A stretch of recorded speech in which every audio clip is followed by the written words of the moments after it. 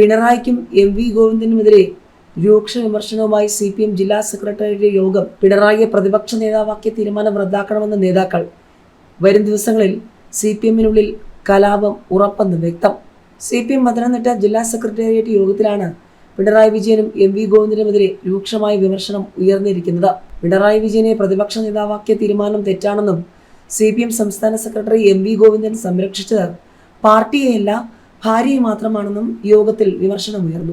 പിണറായിയെ പ്രതിപക്ഷ നേതാവാക്കിയ തീരുമാനം റദ്ദാക്കണമെന്ന് യോഗത്തിൽ നേതാക്കൾ ആവശ്യപ്പെട്ടു. പിണറായി വിജയന് പ്രായപരിധി ഇളവ് നൽകിയത് മുഖ്യമന്ത്രിയാകാൻ മാത്രമാണെന്നും തോറ്റ ശേഷം പ്രതിപക്ഷ നേതാവാക്കാനുമല്ലെന്നാണ് വിമർശനം. പിണറായിയെ പ്രതിപക്ഷ നേതാവാക്കിയ തീരുമാനം തെറ്റാണ്. മുഖ്യമന്ത്രിയുടെ ഓഫീസ് പാർട്ടിക്ക് അന്യമായിരുന്നു. പാർട്ടിക്കാർക്ക് ഒരു വിലയുമില്ലായിരുന്നു.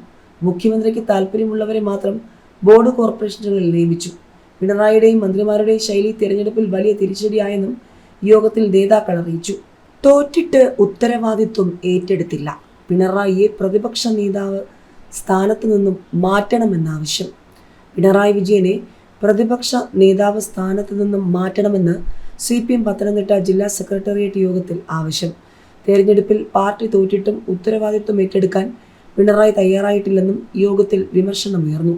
പാർട്ടി സംസ്ഥാന സെക്രട്ടറി എം.വി. ഗോവിന്ദന് നേരെയും അംഗങ്ങളിൽ നിന്നും രൂക്ഷ വിമർശനമുണ്ടായി. പിണറായി വിജയൻ ഇളവ് നേടിയാണ് തെരഞ്ഞെടുപ്പിൽ മത്സരിക്കാൻ ഇറങ്ങിയത്. പാർട്ടി വിജയിപ്പിക്കുക എന്ന ചുമതലയായിരുന്നു അപ്പോൾ ഏൽപ്പിച്ചിരുന്നത്. എന്നാൽ പാർട്ടിയെ വിജയിപ്പിക്കാൻ കഴിയാത്ത ഘട്ടത്തിൽ അതിൻ്റെ ഉത്തരവാദിത്വം ഏറ്റെടുക്കാതെ പുതിയ സ്ഥാനം ഏറ്റെടുക്കുന്നതിനെതിരെയാണ് വിമർശനം ഉയർന്നിട്ടുള്ളത്. പിണറായി ഈ തീരുമാനം സ്വയം പുനഃപരിശോധിക്കണമെന്നും റദ്ദാക്കണമെന്നുമാണ് സെക്രട്ടേറിയറ്റ് യോഗത്തിൽ പങ്കെടുത്ത 2 പേർ ഉന്നയിച്ചത്. എം.വി. ഗോവിന്ദനെതിരെയും അതിരൂക്ഷ പരാമർശങ്ങളാണ് ഉയർന്നത്. പാർട്ടിയെ രക്ഷിക്കാൻ ചുമതലയുള്ളയാൾ കുടുംബത്തെ രക്ഷിക്കാൻ ശ്രമിച്ചു.